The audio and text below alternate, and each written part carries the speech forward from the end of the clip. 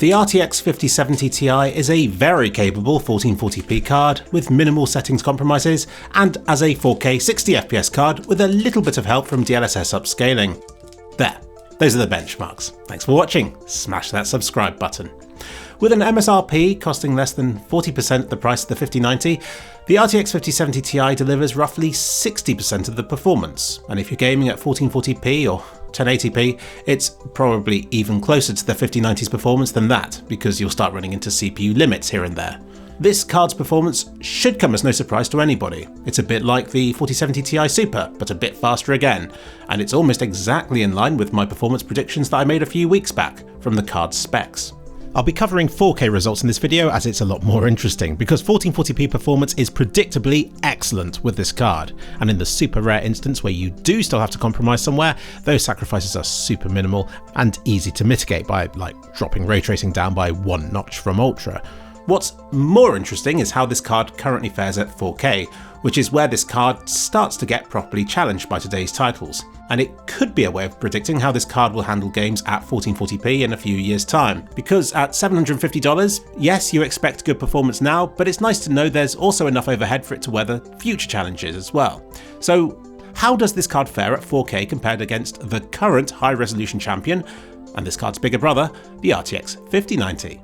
I'll start off with a few games that the 5070 Ti can easily do at 4K maxed out.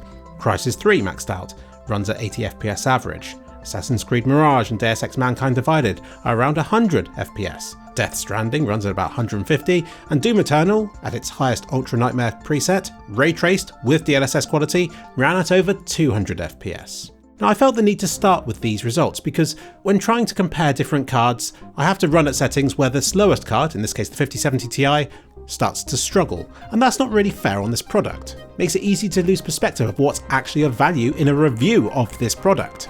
So yeah, that's what these results are for. It's showing the other half, being instances where this card can easily handle what's thrown at it. So it goes without saying that the 5070 Ti can handle all but the latest and most demanding titles with ease, even at 4K resolution. Anything non-ray traced is immediately very playable at 4K, as is most ray traced stuff, provided you also use DLSS of some sort. Right, now let's punish this card. And Cyberpunk did exactly that. 4K on and at overdrive preset, being full-blown path tracing, brought the 5070 Ti down to an unplayable 16 FPS. The 5090 managed 30, which still wasn't ideal. DLSS quality helped double results, upping the 5070 Ti to 30 FPS and the 5090 to 60 FPS. And enabling Framegen helped both cards hit double digits, though I'd suggest you drop other settings before you enable Framegen on the 5070 Ti in this situation. Of all the games I tested, Cyberpunk showed one of the biggest gaps in performance between the two cards, with the 5070 Ti managing barely over 50% the speed of the 5090, but also 50% of the power consumption. Star Wars Jedi Survivor seems to get more broken every time I test it, but like a moth attracted to a flame, I can't seem to pull myself away from doing it every time, for science. It was definitely playable maxed out at 4K, but unlike on the 5090, the 5070 Ti failed to hit 60 FPS average until Framegen was enabled, and even then it fell considerably short of the boost this feature delivered to the 5090. So I would perhaps drop the preset to high in this game or disable the ray tracing, just to give this card a bit more of a boost overall, but there's definitely something funky going on with the CPU utilization in this game. In Hogwarts Legacy, even though the frame rates with the 5070 Ti were lower than with the 5090 overall, in practice it didn't make much difference, because I'm sure this is another game that is at times horribly CPU limited, with both the 5070 Ti and the 5090 dropping below 60 FPS in outdoor regions of Hogwarts, and this happened even if I dropped the resolution down to just 1440p. This is perhaps what makes this game such a great candidate for Framegen, which does at least give the graphics card something to do while the processor's busy. Now don't get me wrong, armed with just DLSS quality upscaling and no Framegen, the 5070 Ti can already max this game out at 4K at smooth frame rates most of the time. By enabling 4x Framegen and seeing it remaining smooth even in the most problematic CPU limited areas was really satisfying. Hitman is not a series known for being too graphically demanding, but if you enable ray tracing at 4K, then it does become a bit of a challenge, and the 5070 Ti needed some help from DLSS quality upscaling to reach 60 FPS at 4K. How the 5090 performs natively, the 5070 Ti requires DLSS quality upscaling to achieve the same sort of performance. Starfield is a silly game, but it's a silly game that the 5070 Ti can handle at max settings 4K using beautiful full-res DLAA. To experience a noticeable difference between this card and the 5090 in Starfield, you'd have to be gaming on a very high resolution. Indiana Jones was one of the games that the 5070 Ti struggled with the most, even at 1440p resolution, requiring toning back a few of the graphics settings to hit 60 FPS. So with that in mind, this card really struggled at 4K in this title. I think its limiting factor was its 16GB of VRAM. It immediately crashed when I tried native 4K resolution, and it crashed with Framegen on.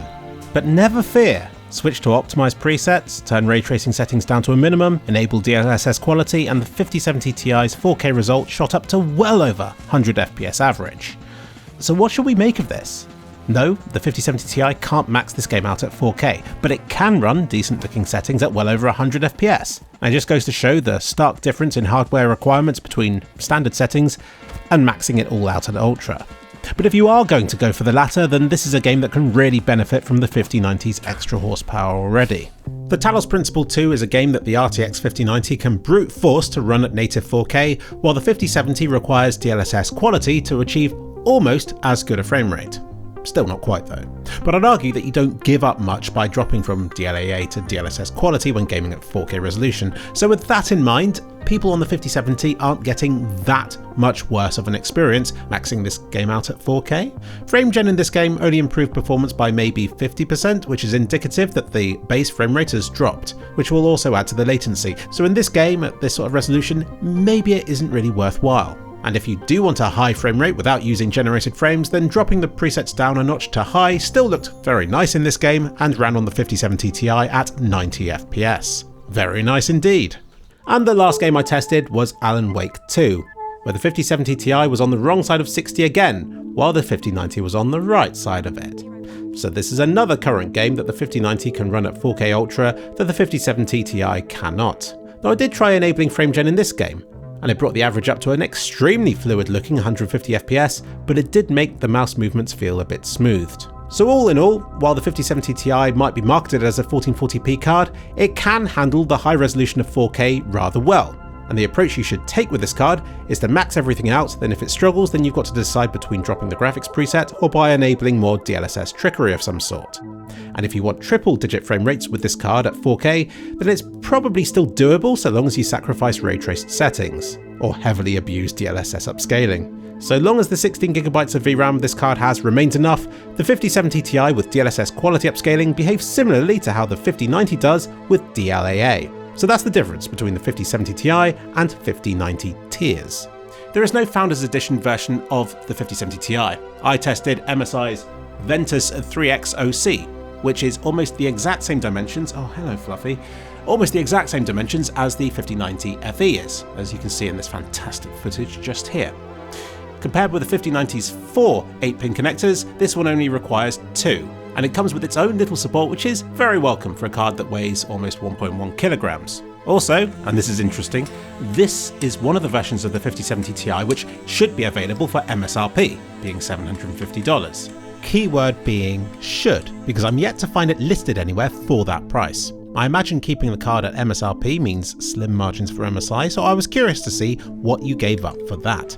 When the fans hit 100% speed with this card, they were louder than I'd ever heard my 5090 FE getting.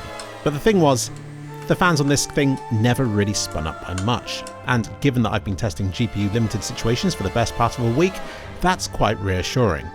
So I attempted a novel worst case cooling scenario which involved keeping the side panels on, case fans off, and a cat on the top for good measure, to try and restrict airflow. But even with all these restrictions, and the superposition benchmark running at about 7 FPS, I simply couldn't get the MSI Ventus' fans to spin up fully.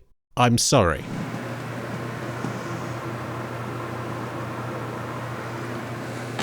But if I had to try and describe how it sounds when they do hit 100%, it was more like a...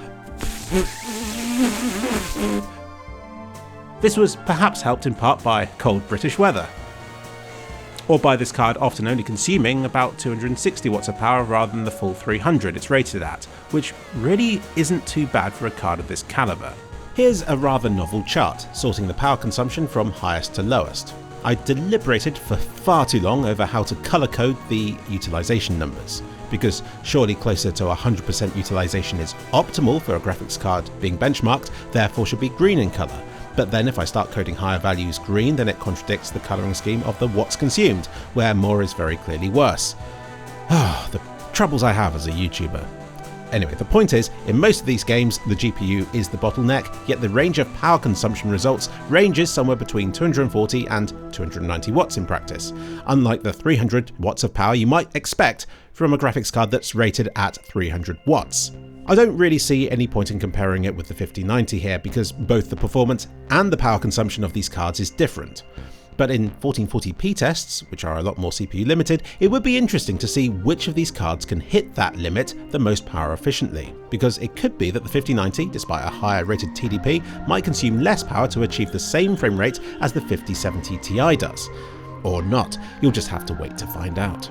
So yeah, take from this that the 5070 Ti is not a power-hungry monster under heavy load, which is great if you're living in England where electricity is super expensive. But it sucks if you're living somewhere cold and want something power-hungry to heat your room.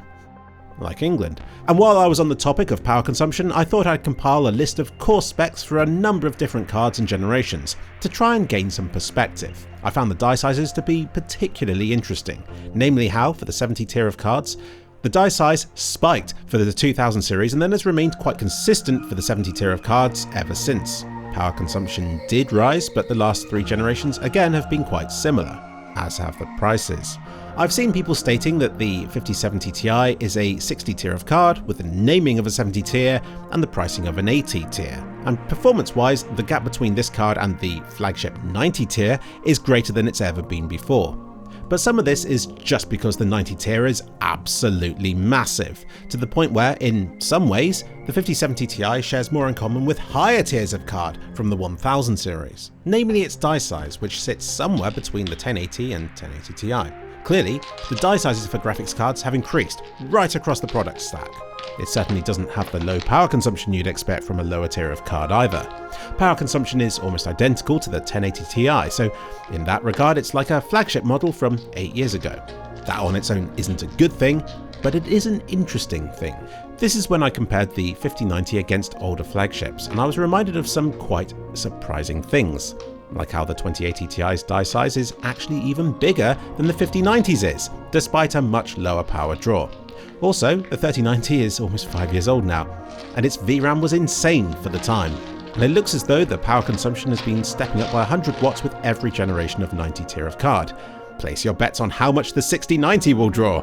And the last thing I want to cover is the pricing. Compared with the very old 1080 Ti, the 5090 is more than double the cost, even accounting for inflation. It is not a viable option for most gamers to consider, but the 70 Ti? Does it deserve the moniker of being a premium 70 tier of card? Accounting for inflation, it still costs a little bit less than the 1080 did. So price-wise, it could be argued that it's still just about within the 70 tier of class, historically speaking. But doing all this isn't doing us any favours. We can compare this card with previous generations and expectations for new generations all we like. It doesn't change the fact that this stuff is the way it is right now. And the simple question you have to ask is, if you're in the market to buy a new graphics card, right now, given the choice of what's around to choose from, right now, and given the prices and availability of everything right now, then what should you do? On paper at least, the 5070 Ti is definitely the most appealing of the 5000 series lineup, because it's the cheapest one with a full 16GB of VRAM, and it provides the most cores and thus likely performance relative to its price. This is a very important factor. What makes the 5070 Ti the best in the lineup is its price-performance balance, which evaporates if the price for it goes up or if it's unavailable for whatever reason, so see what happens, I guess.